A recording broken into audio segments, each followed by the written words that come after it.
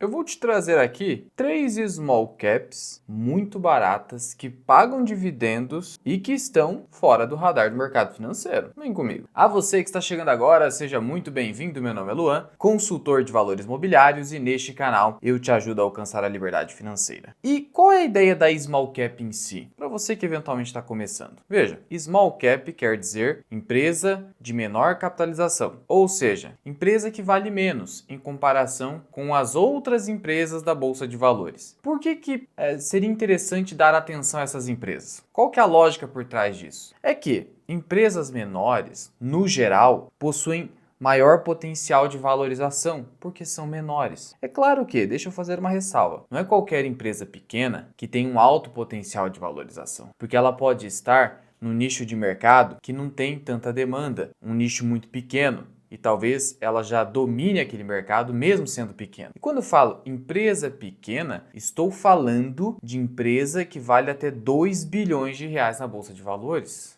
É claro que no mercado real isso é uma empresa grande. Só para você estar na Bolsa de Valores, você já deixou de ser uma empresa pequena. Então veja que aqui é pequena em relação às médias e grandes empresas da Bolsa de Valores. É isso. Veja, é claro que existe um potencial de retorno maior ao investir em empresas pequenas fora da Bolsa de Valores. Só que é um mercado restrito, muito mais arriscado, depende de um conhecimento mais profissional. Aqui, estou trazendo para você 3 small caps da Bolsa de Valores descontadas e que são boas empresas. Nada de ficar trazendo lixo aqui para você. E outro detalhe, Eudine Fama comprovou que ao adicionar o fator tamanho das empresas, empresas menores, junto com o fator valor das empresas, empresas mais baratas, com múltiplos mais descontados, seja porque são mais arriscadas, seja porque não possuem mais tanto potencial de crescimento. Essa adição torna um portfólio, uma carteira de investimentos a longo prazo, uma carteira que deve superar a média de desempenho do mercado. Essa é a ideia, por isso, de novo, a importância de analisar small caps. Começando aqui, da menos barata para a mais barata, seria a Kepler Weber, com código em bolsa QEPL3. Negocia um índice preço-lucro de 7 vezes. Mas detalhe, sempre que você ver um índice preço-lucro mais baixo, abaixo do Ibovespa, por exemplo, que nesse momento negocia 8 vezes lucro, você vai pensar o seguinte: peraí, deixa eu ver se essa empresa tem dívida, porque se ela tiver dívida, o melhor a se fazer é olhar o indicador EV sobre EBIT. E aí eu vou olhar aqui então a dívida da empresa, relação dívida líquida sobre EBITDA ou EBIT de menos 0,32, significando que a empresa gera mais caixa do que ela tem de dívida. Sendo assim, olhar para EV/EBIT vai dar um múltiplo ainda menor. Então eu vou olhar para o PL sim. Então se a empresa tiver dívida negativa, eu vou olhar para o PL. Então seria de 7 vezes lucro. Além disso, e a qualidade da empresa? Eu olho para o ROI. Se a empresa o quê? Não tem dívida, como é o caso. ROI acima de 15%, boa empresa. Isso valida o fato de ter qualidade e ser descontado. E qual é o valor de mercado da Kepler Weber? Aqui no Investidor 10, basta clicar em empresa e aqui embaixo você vai ver qual é esse valor de mercado. Menos de 1,5 bilhão, abaixo de 2 bilhões, como eu disse. E aqui a gente tem uma empresa que está no novo mercado da B3, portanto, 100% de tag along.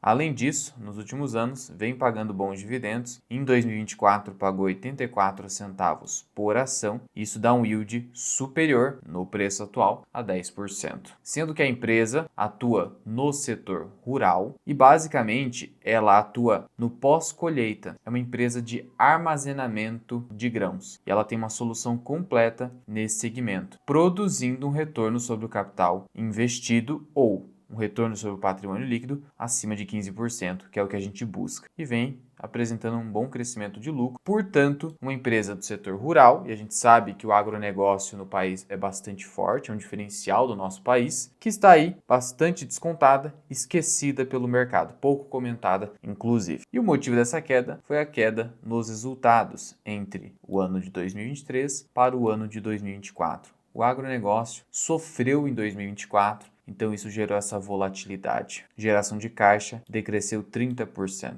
mas na comparação anual a queda foi de 2,4%. Apesar disso, o que aconteceu com a ação caiu mais de 13% nos últimos 12 meses, sinalizando eventual assimetria. Nunca há certeza na renda variável. A segunda ação dessa lista é a Unifique, com código em bolsa FIC3, também está no novo mercado. Aqui está num setor com menor volatilidade, telecomunicações. Também negocia um índice preço-lucro de 7 vezes. Indicador preço sobre valor patrimonial, quase 1. Então veja que ela está quase negociando o valor de patrimônio líquido, reforçando o desconto, mas de novo, será que ela tem dívida? E ela tem uma pequena dívida. É uma dívida pequena, abaixo de 1 vezes EBITDA, é bastante pequena. E aí quando a gente olha então EV sobre EBIT, 5 vezes, porque a dívida é muito pequena. E a qualidade da empresa? Qual que é o ROI? Aproximadamente 15%. ROIC 12%, mas como eu disse, a dívida é pequena, vamos olhar para o ROI. Então, está ali dentro do 15% que é o nosso alvo, principalmente no país de juro alto como é o Brasil. Dividend yield tende a ser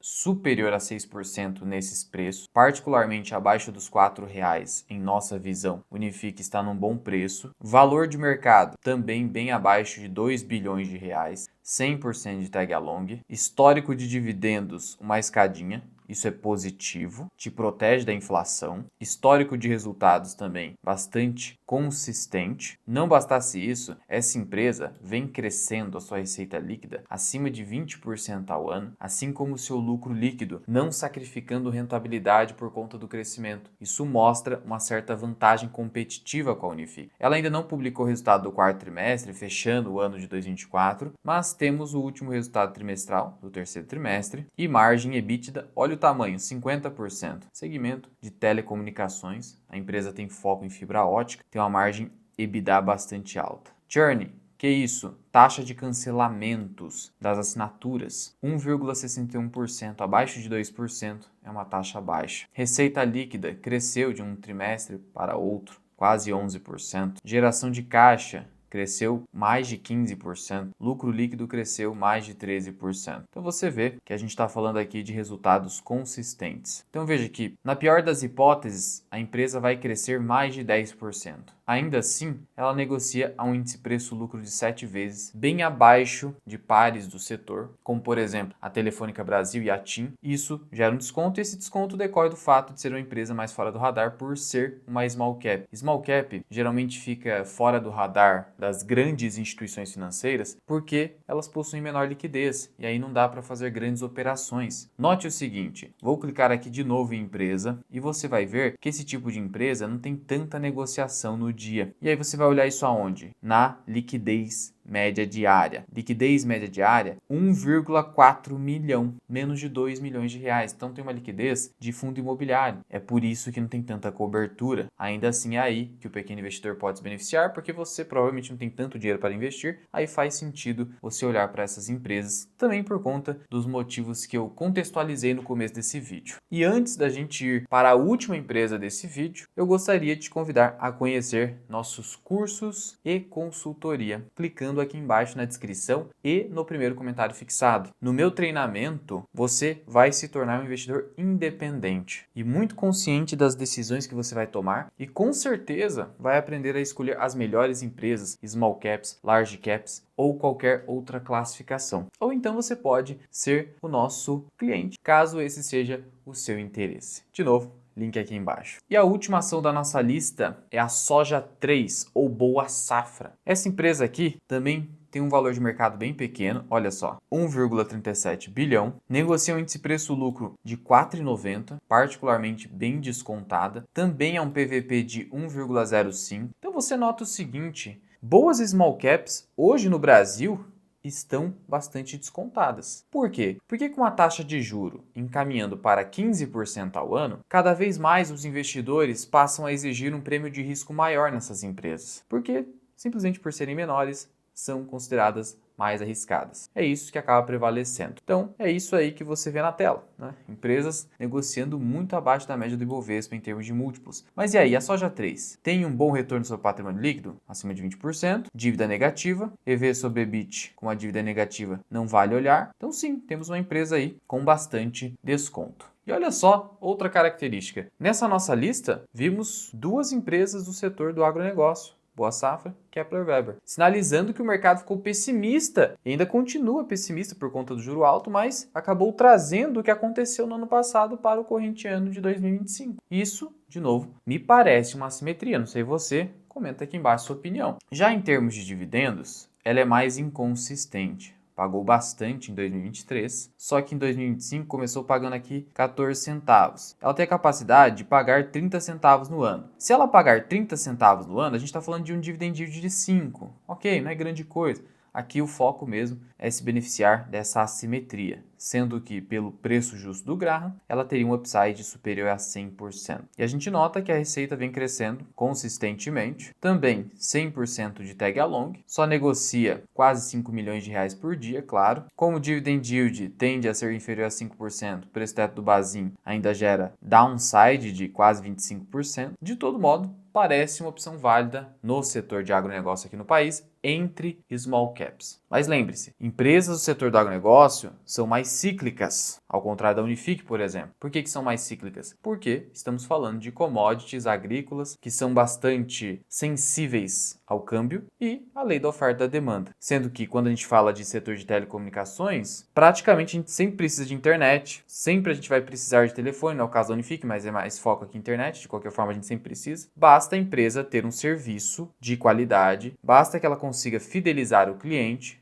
o que ela está conseguindo, dado o baixo churn que a gente viu ali. E de novo, Boa Safra teve o quê? Queda na geração de caixa no ano de 2024. Algo esperado. Então esteja ciente disso. Ela é a mais barata, mas está no setor mais cíclico. Tudo vai depender do risco que você quer correr. Lembrando que esse vídeo aqui não é nenhuma recomendação de investimentos. Utilize esse vídeo apenas para estudos. Em resumo, temos 3 empresas com um alto desconto, características comuns que a gente viu aqui, 2 delas no setor do agronegócio, que é mais cíclico, todas elas afetadas simplesmente pela taxa de juros em ascensão, já que elas não possuem uma dívida considerável, na verdade 2 delas com dívida negativa e a outra com uma dívida bem pequena. Isso reforça o fato de que são boas empresas e seguras, apesar de 2 delas estarem em setores mais cíclicos. E se a sua intenção é aprender a investir analisando empresas com apenas 3 indicadores, só que de maneira superior a 99% dos investidores, vai ter um vídeo aqui em cima, é de graça, corre lá.